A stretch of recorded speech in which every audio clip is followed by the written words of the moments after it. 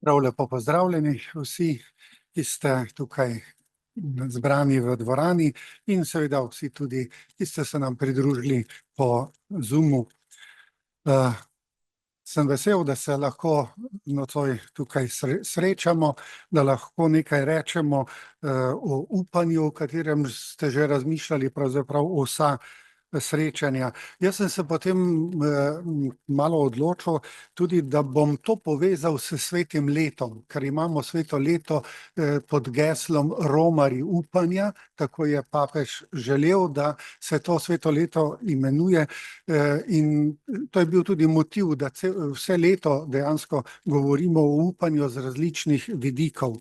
Jaz ga še želim posebej postaviti v ta okvir svetega leta.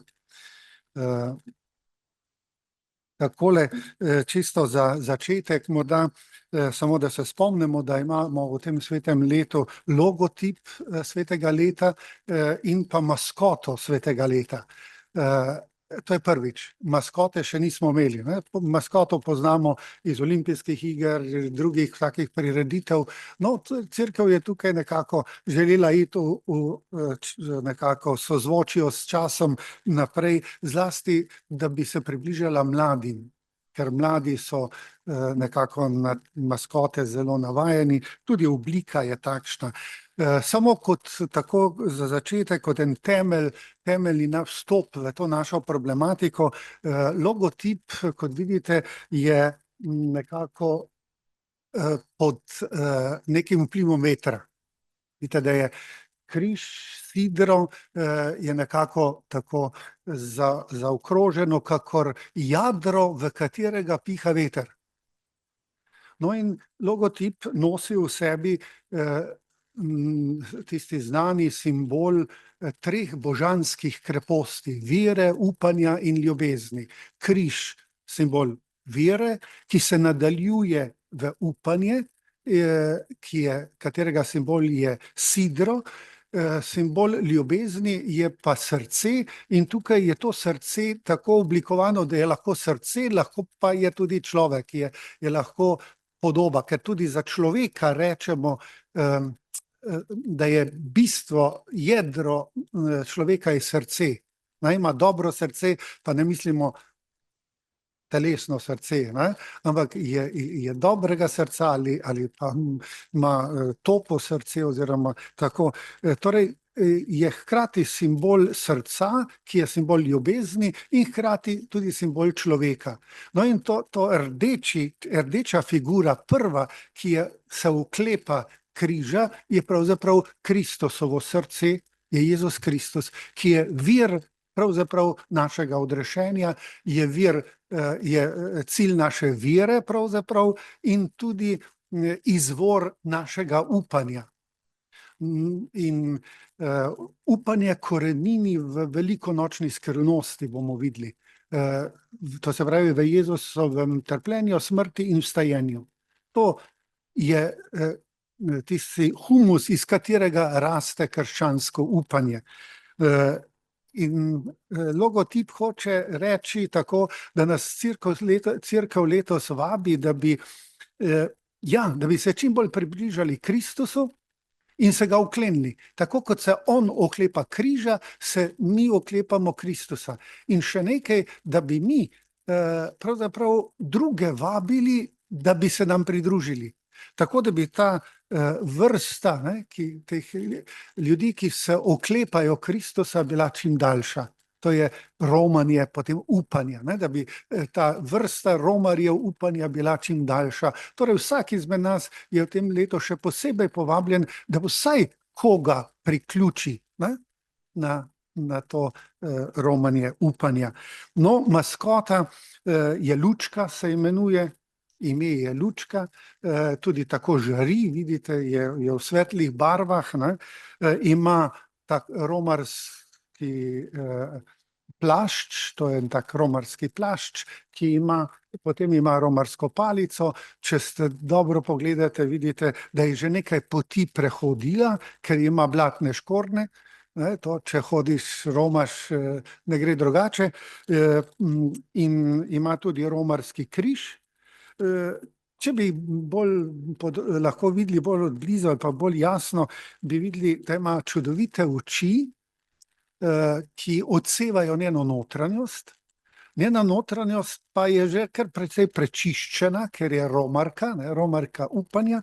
Je tudi, se vidi, ena školjka, bela školjka, ki je simbol romarjev. Poznamo Jakobovo pot, tam imamo rumene školjke, medtem ko tukaj je pa bela školjka, tako da je svetoletno romarji upanja, tako da v sebi nosi to upanje, ki nastaja v tem romanju, s tem romanjem, in izžareva iz njenih oči. Njena oči sijejo upanje. Kot povabilo, recimo, v letošnjem letu upanja. Čisto na kratko, kaj je sveto leto oziroma jubilejno leto? Če hočemo razumeti, moramo najprej se spomniti, da jih poznamo že v Stari zavezi, tako imenovano sveto ali jubilejno leto. To je bilo vsakih 50 let. So Izraelci imeli jubilejno leto, ki je dobilo ime po Jobelu. Jobel pa je kozji rog, na katerega so zatrobili kot znamenje začetka tega jubilejnega leta. In od tega je dobilo tudi jubilejno leto potem ime. No, to leto je bilo namenjeno temu, da so se odpravile krivice med Judi, med judovskimi rodovi, med posamezniki, da so odpisali dolgove, da so tudi oprostili sužnje.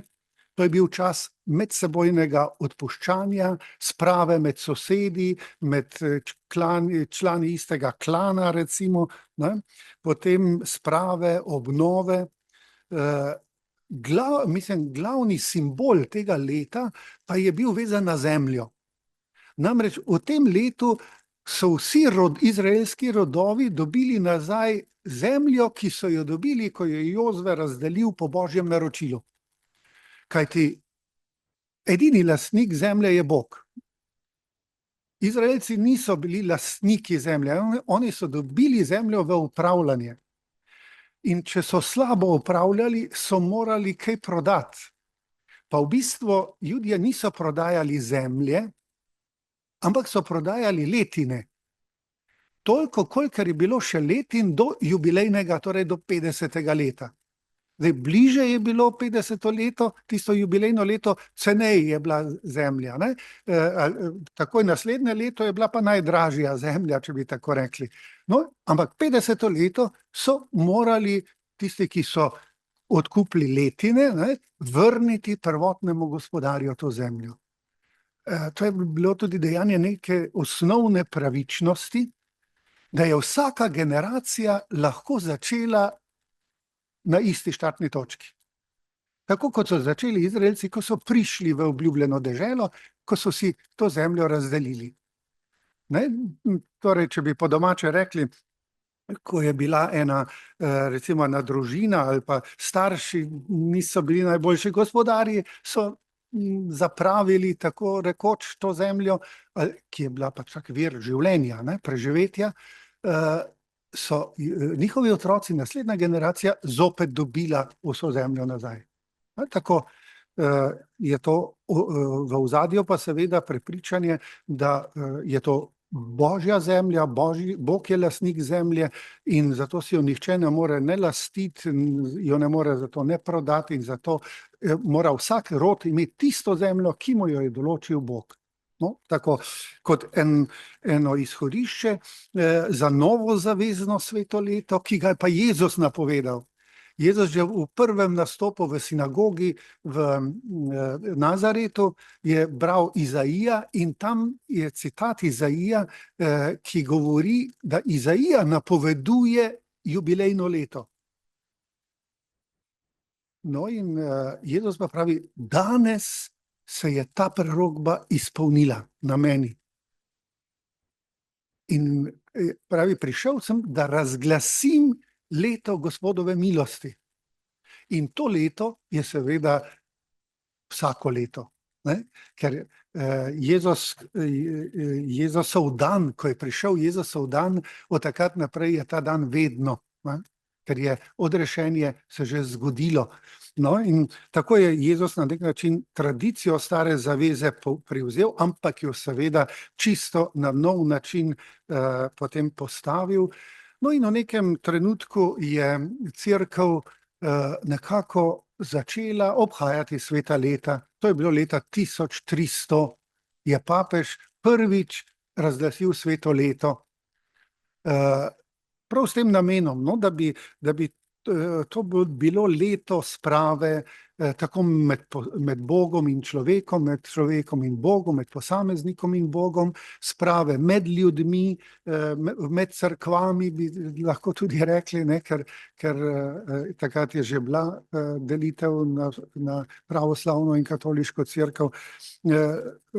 Skratka, tudi notranja sprava človeka samim seboj, z drugimi, vse to nekako je bil izziv takrat, ko je papež nekako videl takrat, da se marsikaj v svetu dogaja, tako kot se tudi danes dogaja, in je pozval kristjane, da bi v tem enem letu naredili nekaj za izboljšanje, tako znotraj cerkve in za izboljšanje situacije tudi izven cerkve, ker kristjani pač sodelujemo v življenju sveta.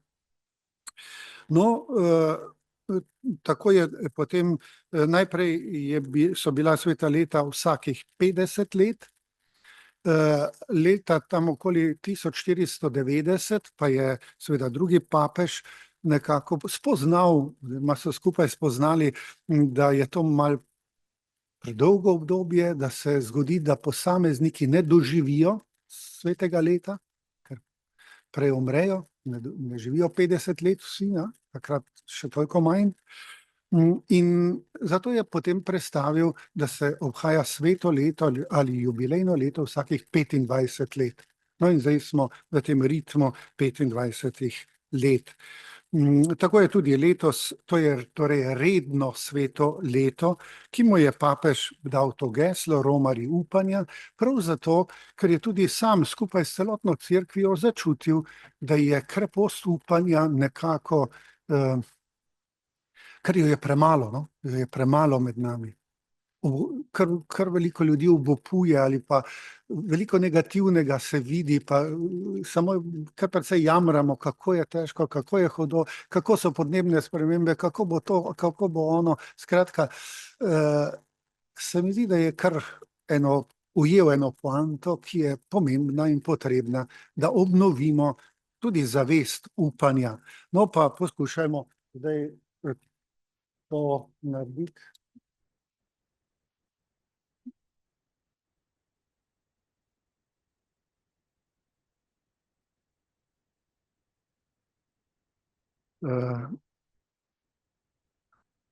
Torej, sveto leto, ko je papež izdal bulo in je napovedal to sveto leto, je na začetku zapisal: upanje je za nas nujno. No, in tukaj smo zdaj že pod našim naslovom Človek, bitje upanja. Torej, če je za človeka upanje nujno, pomeni, da spada v njegovo konstitucijo, ne? Da spada k bistvu človeka.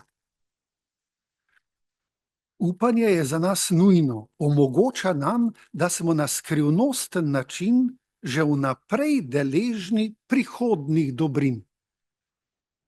To je zelo pomembna teološka definicija. Torej, če malo po domače komentiram to, lahko rečemo, ne, da upanje je tista krepost, ki nam omogoča, da že vnaprej, vsaj delno, izkušamo nekaj, česar še ni. Da smo torej z delčkom samega sebe zakoreninjeni v nečem, kar je šele pred nami. Ampak to zagotavlja Bog, ne mi. Torej, to prihodnost, v kateri smo, je upanje zakoreninjeno, zagotavlja Bog. In zato je upanje tako močno, da lahko v vsaki situaciji, še tako težki situaciji, človek gleda onkraj te situacije in tudi če ne ve, kako se bo zgodila rešitev, upa, da bo Bog našel rešitev. No, in to je na začetku, postavi to definicijo upanja, da ne bi obstali nekako pri upanju, ki je mogoče bolj eno čustvo, ki enkrat je, drugič ga ni. Zato postavi upanje kot teološko, kot bomo videli, kot božjo teološko krepost, ne pa kot neko minljivo čustvo, ki je in ga ni. Na koncu potem pa postavi 8 takih področji papež, na katerih pravi: kristjani, postanite vi znamenja upanja na teh področjih. In to je 8 takih področji, ki so po papeževem mnenju danes zelo aktualna. Bomo to mogoče na koncu potem še tega se malo dotaknili. Tu samo, da imamo to vizijo papeževo, na začetku opredeli upanje, potem pa pravi, zdaj pa tako živimo, ne samo, da bomo mi v sebi upanje poglabljali, ampak da bomo upanje prinašali tudi drugim. Torej biti znamenje upanja. Če hočete, biti lučke upanja, ta maskota, biti lučke upanja sredi tega sveta. Torej, zdaj pa nekaj stvari o upanju, rečemo, bolj teološko, tudi v smislu človek je bitje upanja, to, kar je glavni naš naslov nocoj. Kot sem že vmes omenil, je krepost upanja ena izmed 3 božanskih ali božjih ali vlitih ali teoloških kreposti. Kaj to pomeni? To pomeni, da imajo začetek v Bogu, da so dar človeku. Bog podari človeku krepost vere, upanja in ljubezni. Torej, kot začetek, kot seme. In to ne samo nekje potem v toku življenja, ampak to spada k stvarjenju človeka. Ko Bog ustvari človeka, ga že ustvari tako, da ima v srcu semena kreposti vire, upanja in ljubezni, ki seveda morajo še potem rasti. Zato lahko vidimo, da tudi nekristjani, ki ne verujejo v Kristusa, ali pa tudi celo take, ki pravijo, da ne verujejo v Boga, nosijo v sebi moč upanja. Recimo, če jutri oziroma v soboto bomo praznovali god svete Bakite, te afriške svetnice. Ona dolgo ni vedela za Kristusa, sploh ni poznala krščanstva, ni vedela, kdo je Kristus, nikoli ni slišala za njega. Ampak, ko gledamo njeno življenje, vidimo, kako močno upanje je ona nosila v sebi, tudi ko je bila sužnja, ko je bila v verigah 10 let kot sužnja, ko so rezali jo, ko so ji dajali v zareze, tetovirali, zlorabljali na vse možne načine. Ona je upala, da je izhod iz tega, ker je to v sebi nosila. Ena taka čudovita, zato jo tudi papež Benedikt XVI v svoji okrožnici o upanju, on je okrožnico o upanju napisal, v upanju odrešeni, če se spomnite, nosi naslov, jo imenuje kot eno izmed svetnikov oziroma svetnic upanja. Enih par jih tam našteje in med njimi našteje tudi Bakito.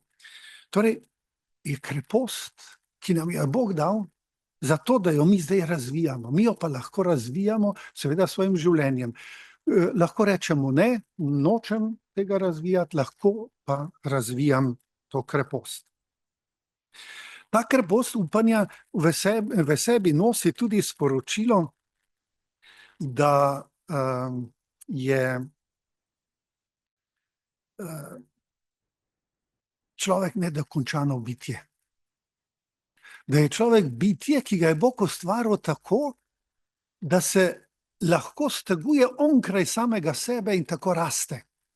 Torej, da se lahko steguje v presežnost in tam korenini moja bodočnost. Ne? Jaz rastem zato, ker se stegujem preko svojih meja, ki jih zdaj doživljam. In to v moči kreposti upanja. Ne? Bog mi je torej dal to čudovito sposobnost, ne? Da nisem končno bitje, da lahko rastem, da sem naloga, ki jo moram živeti, ne? Uresničiti. Upati pomeni tudi verjeti v prihodnost in smiselnost osebnega življenja in vsega stvarstva. Tudi to nosi v sebi upanje. Ker gledajte, čisto preprosto. Kaj pomeni, da človek obupa? Obstane. Nima motiva več kaj delati, misliti, razmišljati, kako bi, ne vidi več prihodnosti svoje. Je izkoreninjen iz prihodnosti. In vedete, za človeka je bolj pomembna prihodnost, kakor preteklost. Seveda nas preteklost določuje, živimo iz preteklosti, ampak določuje nas pa bolj prihodnost. In to ta prihodnost, ki korenini v presežnosti, v Bogu.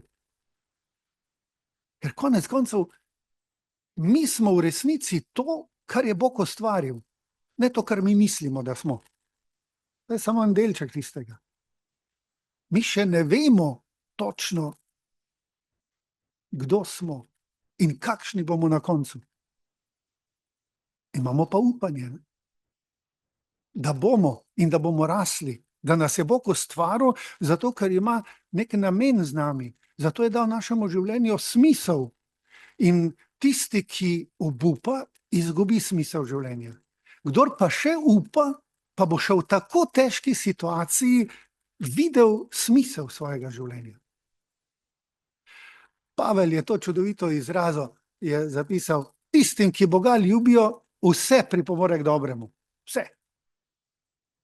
In Avguštin, ko to razlaga, pravi, če je vse, če Božja beseda pravi vse, pomeni, da vse. Tudi hudo, tudi zlo. Ne nazadnje tudi greh. Edini pogoj je, da začneš ljubiti Boga. In dejansko, ko začneš ljubiti Boga, ti tudi greh pomaga, ne? Ker ga Bog odpusti, hkrati si ti pred Bogom ponižen, majhen, priznaš, da si grešnik in Bog lahko s teboj dela velike reči. Ne vidite tako, Bog uporabi celo greh, seveda, ne brez našega sodelovanja. Torej, upati pomeni imeti prihodnost. Pa ne samo jaz, ampak prihodnost vsega ustvarjenega. Tudi pri Pavlu najdemo čudovite izraze tega, ne? In nekje pravi Rimljanom, da vse stvarstvo kriči v porodnih bolečinah, ker pričakuje razodetja Božjih sinov. Vse stvarstvo. Torej, namiguje v to smer, da vse stvarstvo ima prihodnost. Eshatološko prihodnost. Ali na drug način Sveto pismo pove to bolj apokaliptično, da bo Bog ustvaril novo nebo in novo zemljo. To ne pomeni, da bo to uničil in bo novo ustvaril, ampak da bo to preustvaril, da bo to zemljo spremenil na višji način bivanja. Zato tudi upamo na vstajenje naših teles, ki so materija. Ampak bodo vstala, nova, pa bodo naša. Pravi, ne bo eno drugo telo, moje telo, ampak bo prenovljeno, ne, bo preustvarjeno, kot rečemo. Ne. Toliko zdaj lahko bi šli tudi v Svetopismo, pa tam iskali upanje, korenine upanja, kako je razodeto to upanje, pa s tem ste se že ukvarjali, ker svetopisemske vidike ste že imeli. Ne? Morda samo toliko, da spomnim, ne? Že v Stari zavezi je jasno izraženo, da upanje temelji v Jahveju, že Abraham, ne, pravzaprav že pri Adamu to vidimo. Ne, tam po grehu je prvo evangeljsko sporočilo, sporočilo dobre novice. Sovraštvo bom naredil med teboj in ženo, med tvojim zarodom in njenim zarodom, ta ti bo glavo staro, ti ga boš pa ranila na peti. Pravi, vidite, Bog postavi temelj upanja. Jaz bom naredil, ne Adam pa Eva. Jaz, Bog, bom to naredil. Pravi, jaz pridem na pomoč temu človeku, ki je padel v greh. To je korenina upanja. Bog je obljubil, da nas bo rešil. In potem vsa zgodovina izraelskega naroda, vsa stara zaveza na en ali na drug način to prikazuje. Ne? Kako Izraelci počasi od Abrahama naprej začenjajo bolj upati v Božje delovanje, kakor v svoje. Ker drugače ne bi Abraham šel, zapustil domovino, če ne bi bolj zaupal Bogu, kakor sebi. Potem darovati Izaka, sina, ne? Zopet je moral upati, da je ta norost ta prava. Ne? Vse je potem videl, da očitno ni Bog tega hotel. Ampak da mu je hotel sam dopovedati, da je življenje sveto, da se življenja ne dotika. Ne? Kar so takrat so darovali v tistem obdobju zgodovinskem, so darovali človeške žrtve bogovom. Pri Abrahamu Jahve s tem razčisti. Človeka se ne daruje, tam imaš ovna. No, čez nekaj časa bojo pa preroke rekli, niti živali Bog ne potrebuje, ampak že potrebuje daritev srca. Ne, vidite, to so koraki, ne, kako izraelsko ljudstvo zori, kak človek zori na tej poti, ne, ampak vedno je v ozadju to naredi zaradi Boga, ker upa v Boga, da bo Bog posegal vmes, da bo Bog interveniral, ker sam ni sposoben.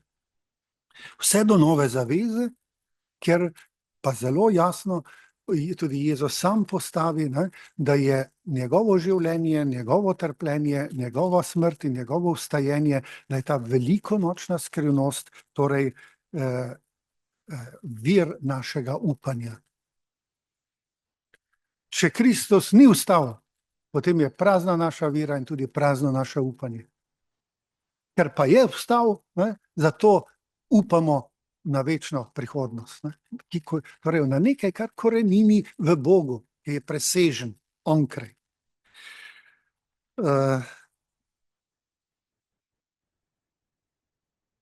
Če takole gledamo krščansko upanje, lahko vidimo nekaj razsežnosti v tem krščanskem upanju, ki je prav, da jih v tem svetem letu prepoznavamo, gojimo, tako utrjujemo, da bi postala čim bolj očitne te razsežnosti. No, prva takšna razsežnost je občestvena razsežnost upanja. Kaj to pomeni? To, ne, da noben človek pravzaprav ne more upati sam. In tudi dosega cilj upanja ne more človek sam. Čisto, če bi teološko čisto na konec šli, nihče ne more samo v nebesa. V nebesa lahko prijemo samo skupaj, kot Kristusovo skrivnostno telo.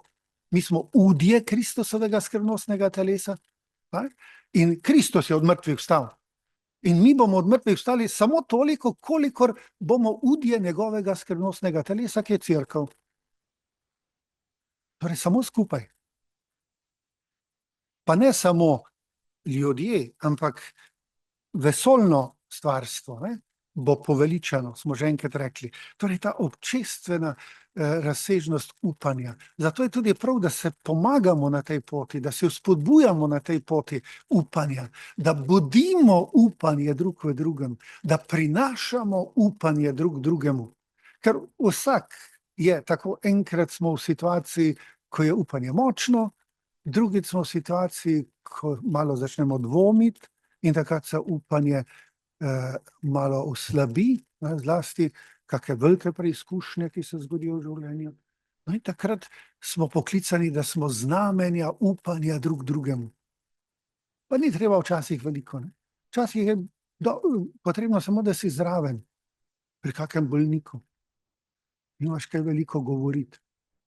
Ampak ko si zraven, ali zdaj govorimo o eutanaziji, o pomoči pri samomoru, ne? Glejte, ti ljudje, ki so v teh velikih stiskah, pravzaprav na koncu svojega življenja ne potrebujejo smrti. Ta bo prišla sama. Potrebujejo človeka ob sebi. Nekoga, ki jih bo držal za roko.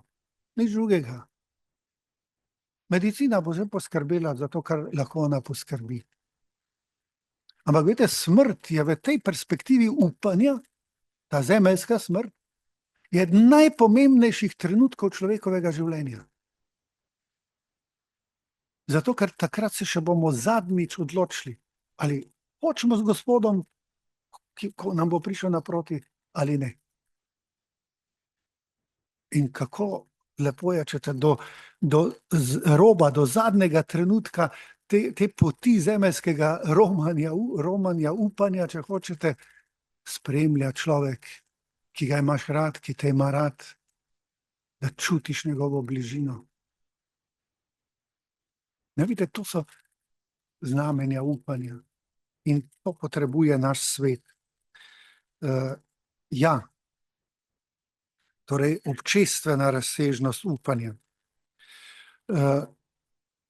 Potem druga značilnost ali razsežnost krščanskega upanja je, da je naravnano na pričakovanje drugega Kristusovega prihoda, torej konca sveta.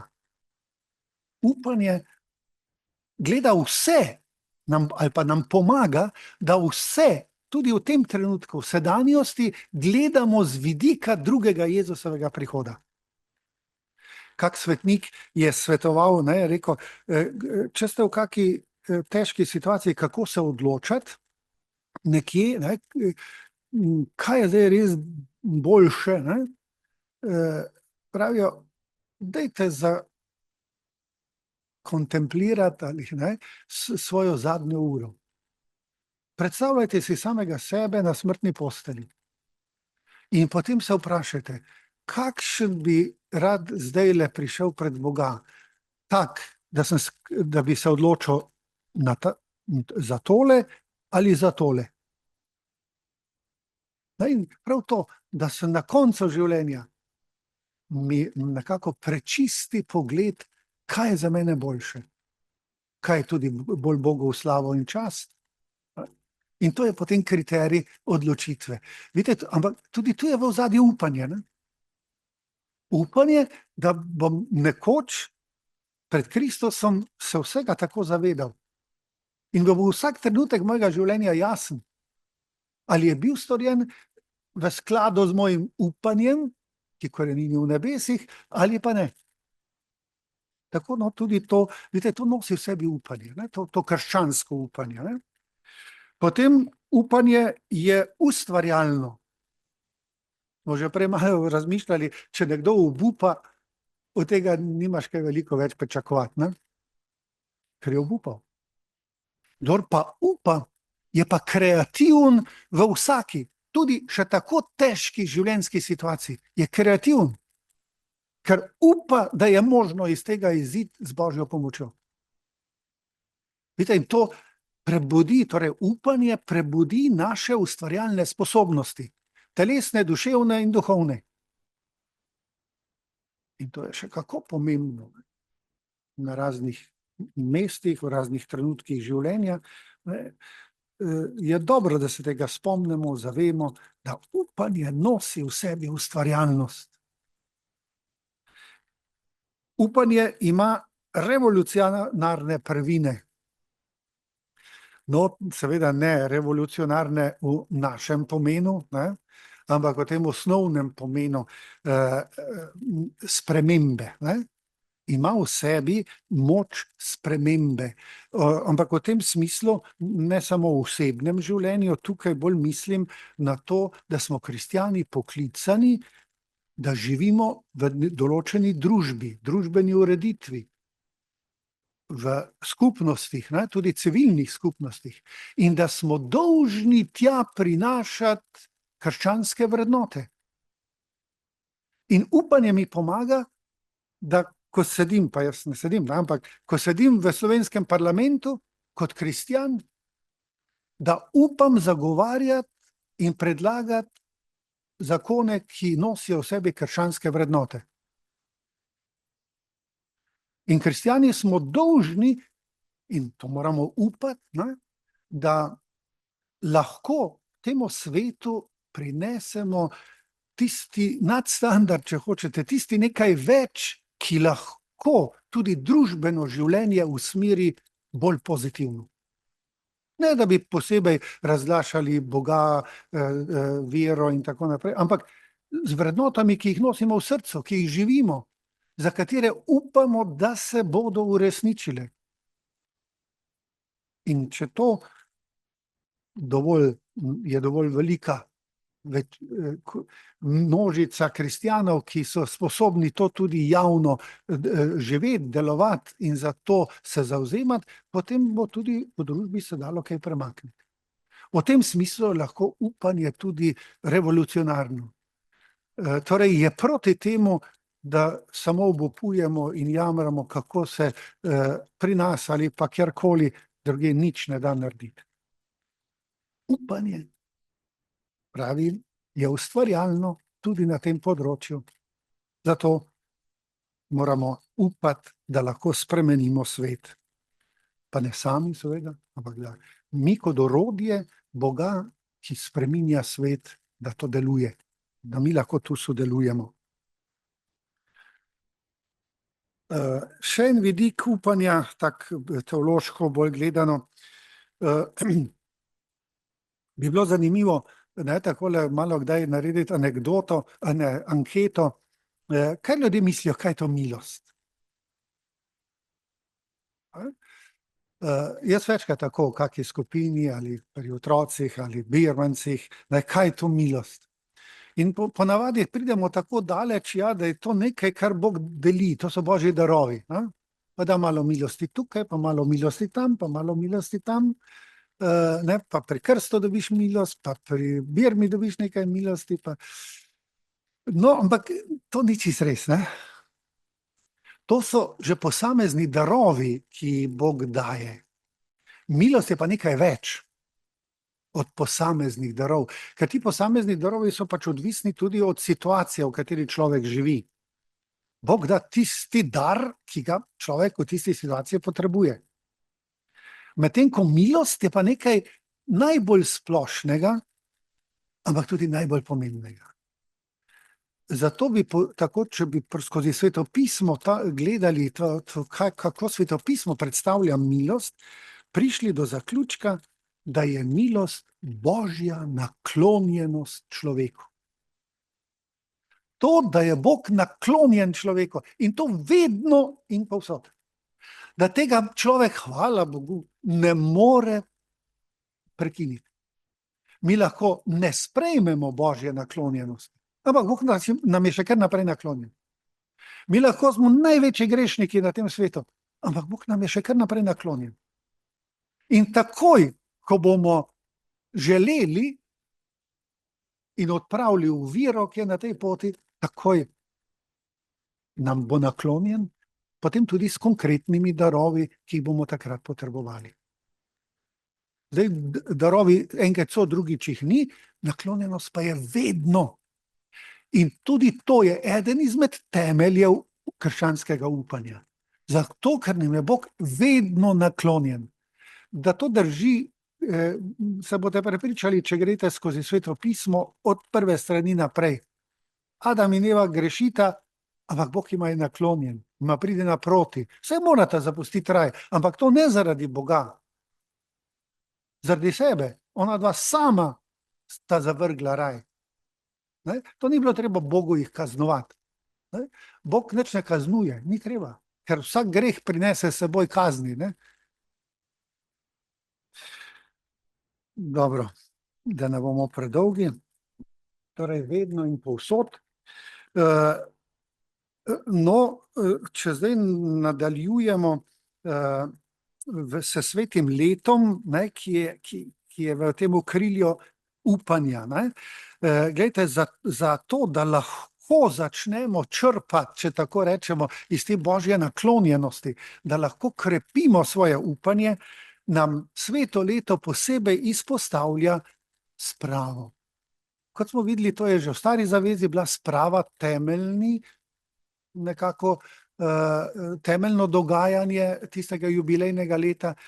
Sprava med človekom in Bogom in sprava med ljudmi je temeljna tudi v letošnjem svetem letu.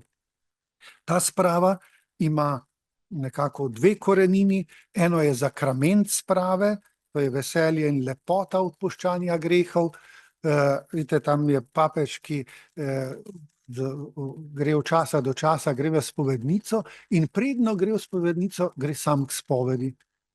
In v Italiji imajo tako navado, da ne grejo, tudi lahko grejo, ker je možno strani iti tudi v spovednico, ne? Tako kot pri nas. Ampak ponavadi imajo tam spovedniki kar odprta ta prva vrata sprednja in kdor želi, lahko kar tam poklekne, pa se na očeh vseh spovedujeta. Ne? In papež tako tam poklekne in potem gre pa v svojo spovednico. No, drugi del tega je pa boj s posledicami ali kaznimi greha, ki v človeku ostanejo še po spovedi. Čisto na kratko samo spomnim na zakrament pokore in sprave, tako se imenuje slovensko, ne? Zato je tudi v svetem letu je eden izmed temeljnih dejanj, tudi papež poziva, da bi duhovniki bili pripravljeni in omogočili v tem letu še posebej zakrament pokore in sprave ljudem. Naj napišejo na spovednico, kdaj so v spovednici, tako da bodo ljudje vedeli, tako konkretno papež pravi, ne? Da bodo ljudje vedeli, kdaj je duhovnik v spovednici. V teh svetoletnih cerkvah pa sploh morajo biti skozi na razpolago, ne? In tako naprej. Torej, v tem letu nas sveto leto torej spodbuja, da v sebi poglobimo proces svojega spreobračanja. Kajte, zakrament sprave so taki občasni koraki našega spreobračanja. To je zakrament, ki nam pomaga, da se v življenju spreobračamo. Hkrati pa seveda to poživlja tudi upanje. Kakor hitro se osvobodimo greha, krivde, tako hitro upanje zopet začne poganjati v našem srcu. No, v tem letu vas tako spodbujam, da bi spoved bila konec nekega daljšega procesa, zlasti tista svetoletna spoved. Da bi torej nekaj časa se pripravljali na spoved, da bi v sebi na nek način duhovno romali. Recimo, nekdo je ujet v neko grešno navado, ko samostalno ponavlja.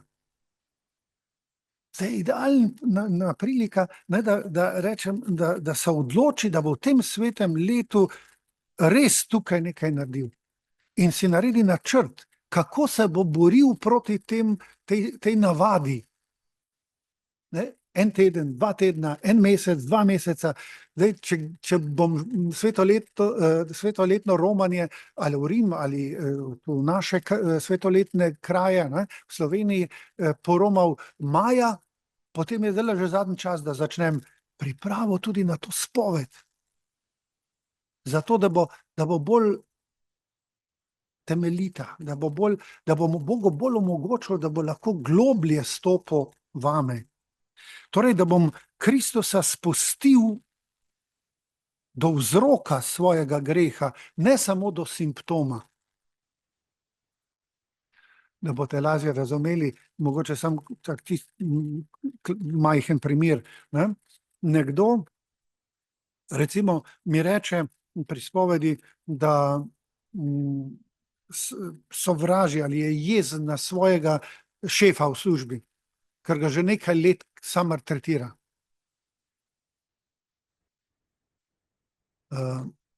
V redu, prizna, Bog mu odpusti krivdo, ampak nekaj bo pa ostalo od tega. In zdaj je treba recimo k jedro spustiti Boga. Ne?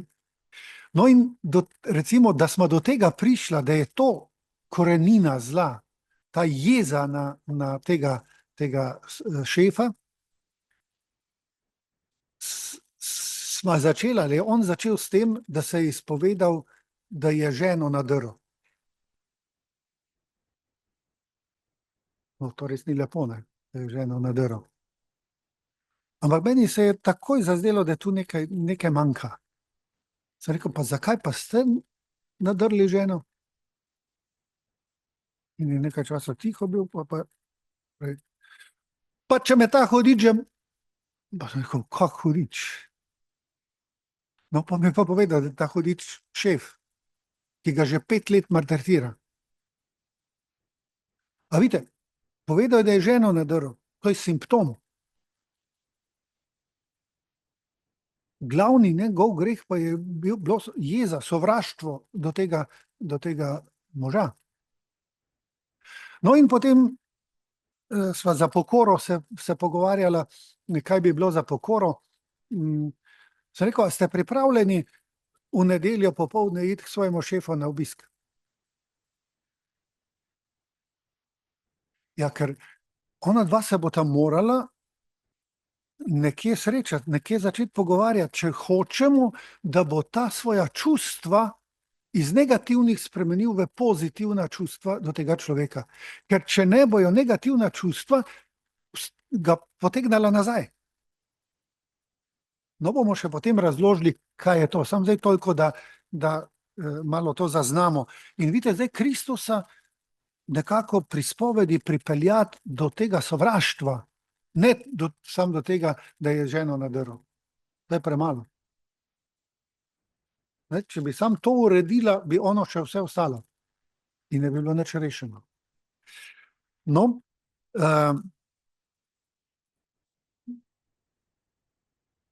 ker v grehu, namreč, oziroma pri spovedi, se velike stvari dogajajo, nas kot grešnike zakorenini zopet v velikonočni skrivnosti, ker Jezus vzame moj greh nase in ga izniči, ampak po spovedi še pa ostanejo posledice greha.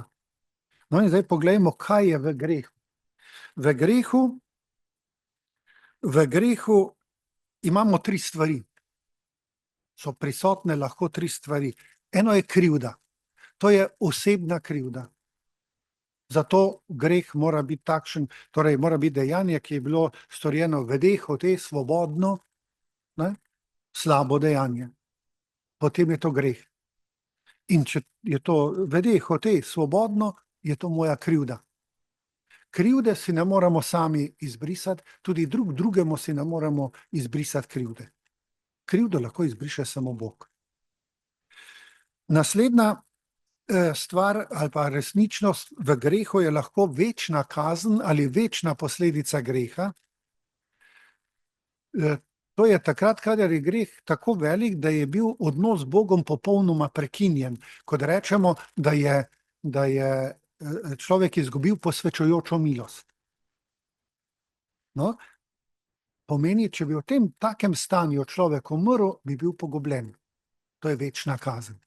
Tudi večno kazen, če jo greh ima, in če jo nosi v sebi, lahko odpusti samo Bog. Ampak odpusti krivdo, odpusti tudi večno kazen. Potem so še pa časne kazni ali časne posledice greha. No, te pa se spovedijo ne odpravijo. No, in to so ta čustva tega moža do svojega šefa.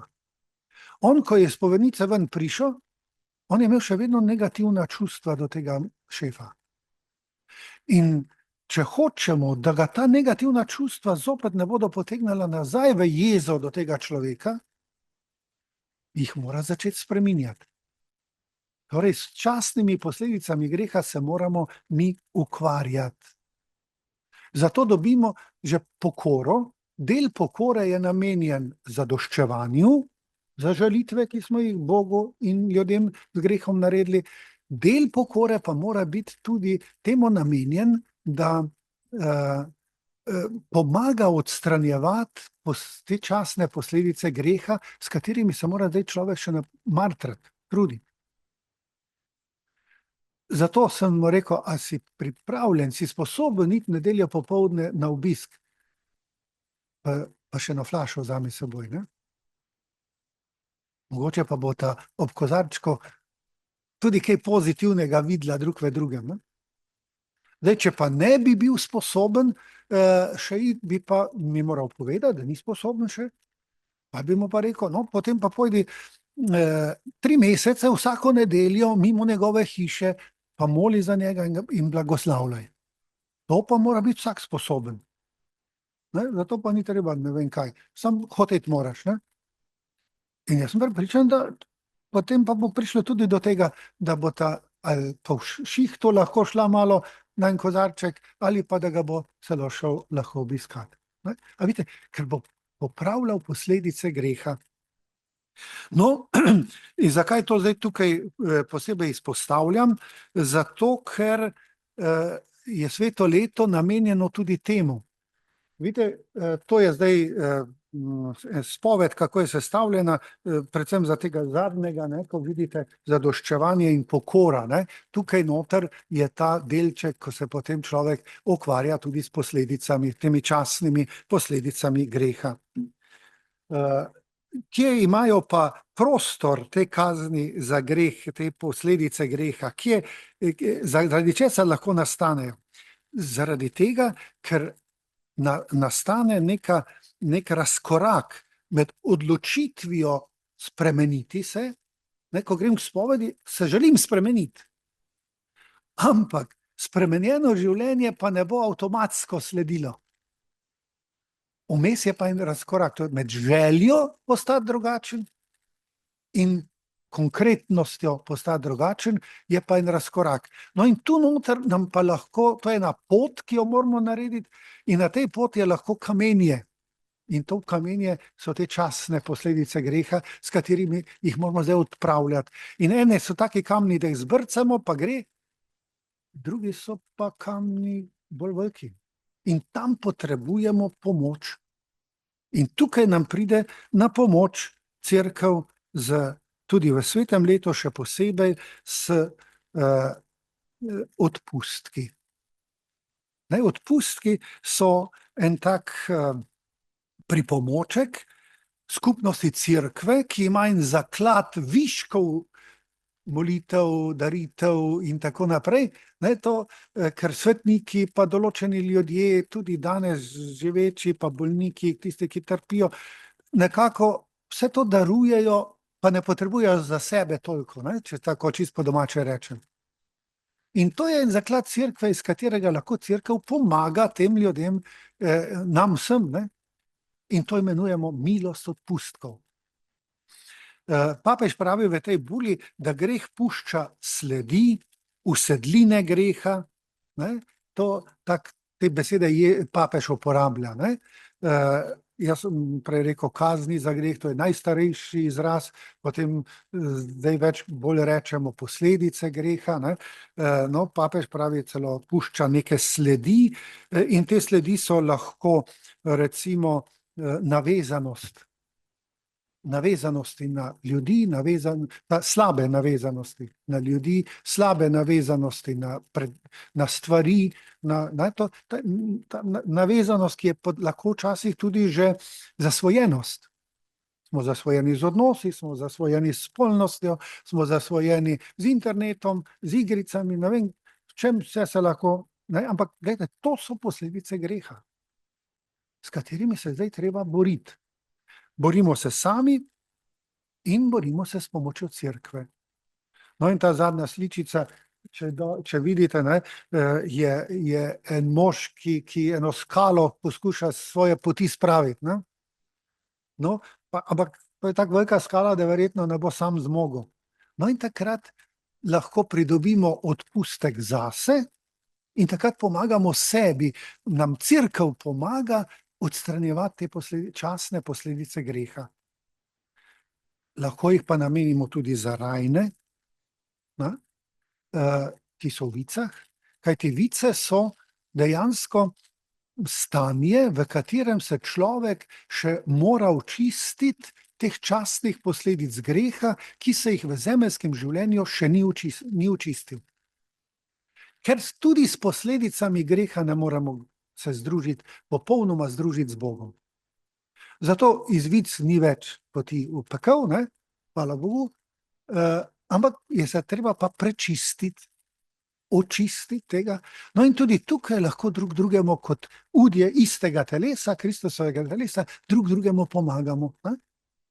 To je čudovita možnost. In jaz mislim, da ko bomo prišli v nebesa, ko bomo tiste srečali, za katere smo pridobili odpustke, ne, recimo, bo prva stvar, ki se nam bojo zahvalili za to, da smo jim pomagali iz vic. Ker v vicah človek lahko, toliko vemo o vicah, samo to eno hrepenenje ima. Čim prej priti do Boga, ne? Čim prej priti do tega, da gledaš Boga iz obličja v obličje, kot pravi svetopismo in tudi naša liturgija v sveti maši v enem kanonu, enem evharistični molitvi je to napisano. Ne? Osnovni pogoji za odpustek, to so taki, ki veljajo za vse odpustke, kadarkoli, ne, ker jih lahko ne samo v svetem letu, lahko jih dobimo tudi izven svetega leta, je nenavezanost na greh, ki je na nek način povezana z obhajanjem zakramenta sprave in pokore. To na zunaj pokažemo, da smo nenavezani na greh s tem, ampak temeljni pogoj je nenavezanost na greh, ker od stopnje nenavezanosti je tudi odvisna moč odpustka. Govorimo o nepopolnih pa popolnih odpustkih. Ne? Popolni odpustek bi bil takrat, ko je človek res popolnoma nenavezan na greh. Čeprav je to zelo precej težko doseči. Ne? Ker smo že rekli, nekdo, ki ima neko grešno navado, ne? Ta ne more biti popolnoma nenavezan na greh, ker ga bo ta navada še vlekla nazaj. Se mora najprej tega znebiti, da bo lahko prišel do stopnje popolne nenavezanosti. Ker vsak greh nosi v sebi tudi nekaj prijetnega, ker drugače ne bi grešili, verjetno. Ne? Ker nas tisto prijetno v nekem trenutku tako zvabi, da pozabimo, ali pa se nam zdi, da je to več vredno kot tisto negativno, ki bo greh prinesel seboj. Kar je seveda zmota, ampak tako tudi človeška slabost, pa tudi hudobni duh tako deluje. Ne? Potem obhajanje svete maše in sveto obhajilo, če je možno, ali pa molitev pred Najsvetejšim oziroma pred tabernakljem, torej češčenje nekaj časa, češčenje Najsvetejšega, če ni možno svete maše takrat imeti, ali pa biti obhajati, to tudi spada zraven, in pa molitev po papeževem namenu.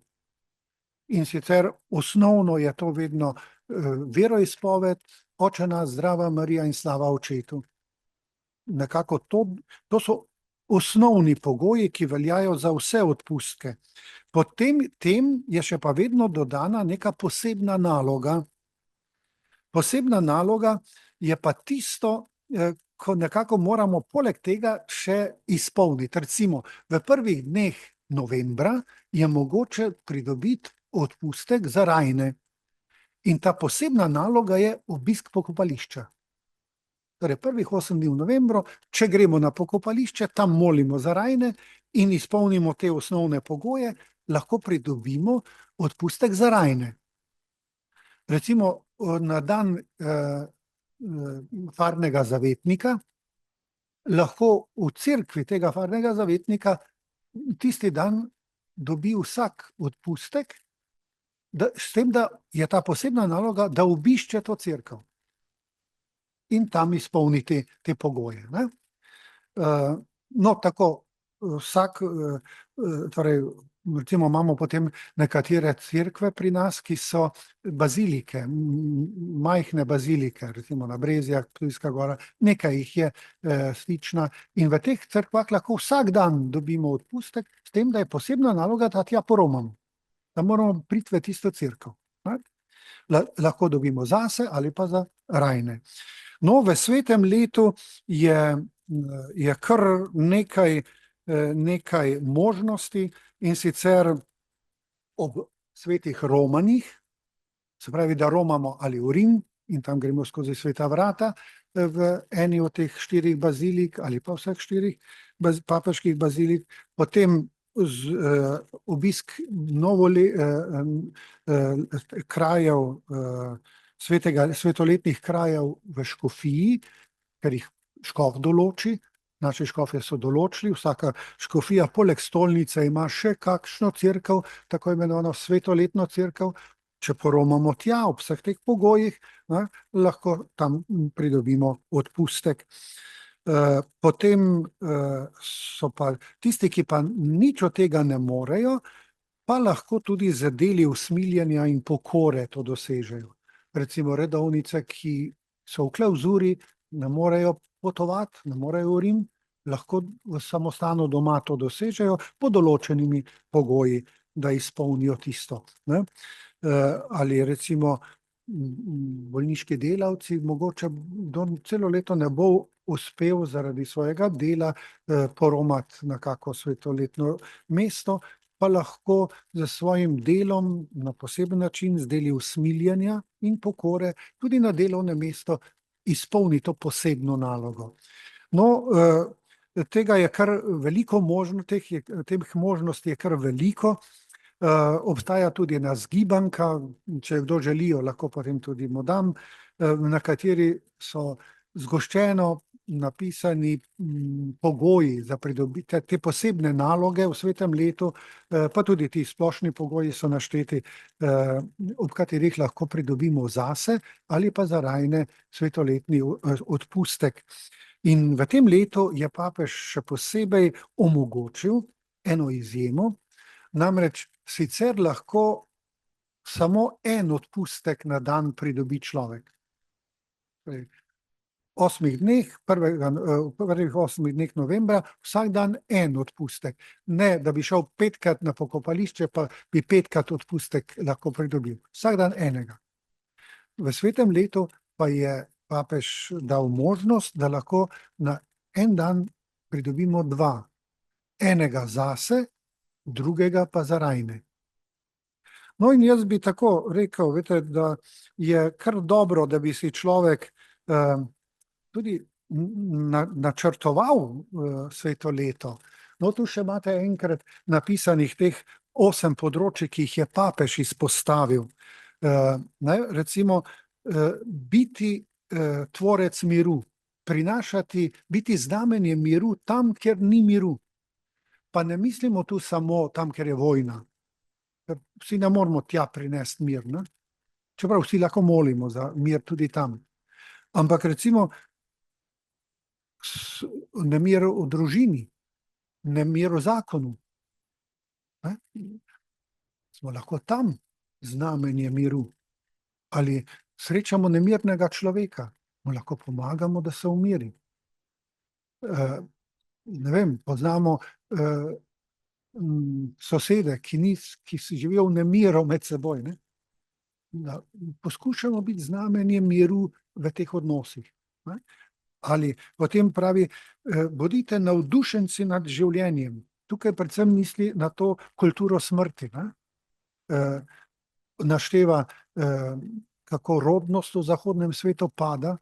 Mladi ljudje nimajo več veselja do novega življenja. In biti tu znamenje, ki prinaša upanje, ne, na to področje. Smo že prej omenili področje evtanazije, torej ubijanja človeka. Ne. To je področje, kamor lahko kristjani prinašamo upanje nad življenjem, da upamo v življenje. Ne. Ali prinašalci upanja v vsem težkih razmerah. Posebej izpostavlja papež tukaj zapornike, ampak tudi drugi so v težkih razmerah. Ne? Vsak lahko odkrije v svoji okolici ali pa pozna ljudi, ki so v kakšni težki situaciji, težkih razmerah. Upam biti znamenje upanja tem ljudem? Če upam, kako bom? Ne, kako? Tako, da se načrt naredim, da bom v tem letu načrtno delal za to. Temu nas vabi papež. Ne? Potem našteva še bolnike, mlade, ki so tudi dezorientirani, migrante, ostarele in uboge. Ne, to so vse področja, pravi, kjer je danes svet šibek in potrebuje znamenja upanja. Tako, jaz tudi spodbujam ob tem, izberi si svoje področje, kjer boš postal znamenje upanja. Če ne, nisi resen v tem letu, svetem letu. Če si neč oren, tak ne zadam, da nič konkretno ne vem, kaj bom, pa tudi ponavadi nič ne naredim. Vsaj z mano je tako. Ne? Torej, spodbuda, da bi sveto leto tudi na tak način bolj sistematično ali pa bolj pripravljeni živeli. Ne? Določiti svoje duhovno svetoletno romanje, sem že prej omenil, lahko imamo kako slabo navado, lahko je kak boleč odnos, ki se že leta in leta vleče, ali v sorodstvu, ali v službi. Ne? In lahko to leto vsaj začnem, pa molim za to, da bi nekaj naredil na tem področju. In potem poskušam ali sam, ali še s kom, s kakim spovednikom ali duhovnim spremljevalcem, narediti pot, eno itinerarij, eno pot, ne? Kako bom to poskušal doseči. Konec koncev si lahko narediš tudi seznam rajnih, za katere še nisi nikoli pridobil nobenega odpustka. Potem pa greš pa odkljukaš. Ne? Ker če ne, se niti ne spomnimo, pozabimo, pa 3 mesece pozabimo, sem ja rekel, da bom. Ne? Ampak če pa imam nekaj to napisano, pa lahko grem vsak teden gledati, a sem kaj, a nisem nič uresničil. Ne? Tako, no, torej bolj gre za to, da sem vas hotel spodbuditi s takim konkretnim dejanjem na tem področju svetega leta, ki se tiče upanja. Ker tako zakrament sprave, kakor to odstranjevanje časnih posledic greha, pravzaprav daje možnost, da upanje na nov način zraste v meni. Ker kakor hitro mi uspe odstraniti nekaj teh časnih posledic greha, še takoj vidim bolj svetlo prihodnost.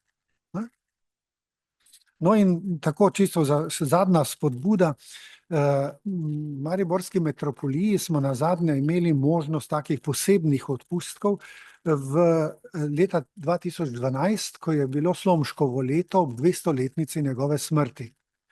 No in takrat smo dobili za tiste župnije mesta, cerkve, kjer je Slomšek deloval, da je tam bilo mogoče dobiti odpustek tega Slomškovega leta. Ne? In sem bil takrat ordinarij v Mariboru in sem vsak petek spovedoval v stolnici. In tako moram reči, da so kar tudi take resne spovedi prihajali ljudje. Ne? No in nekajkrat vem, da so bile take resne stvari, ko so ljudje res že dolgo časa se ukvarjali z kakimi težkimi stvarmi, pa jim ni uspelo. Ne? In sem rekel, ste pripravljeni za pokoro romati v Vuzenico, ki je Slomškova cerkev, ker je on deloval, in tam lahko pridobite odpustek, prav namenjen odstranjevanju teh posledic tega greha na tem področju. In kar nekaj, ali pa recimo v Celje, ali pa na Ponikvo, ne, pač, ker je bilo bliže, ali pa kamor je hotel. No in kar nekaj, 3-4 so čez nekaj tednov ali mesecev prišli nazaj, pa vam rekli, gospod, veste, deluje. Pomeni, da po tistem romanju so nekako se znebili tiste ali navade, ali kar je pač bilo. Ne? Prej so leta in leta se trudili, pa jim ni uspelo, potem pa jim je začelo uspevati in jim je uspelo. No, tako kot zadnja spodbuda, da korajžno v sveto leto, ki je pred nami še zdaj v celoti,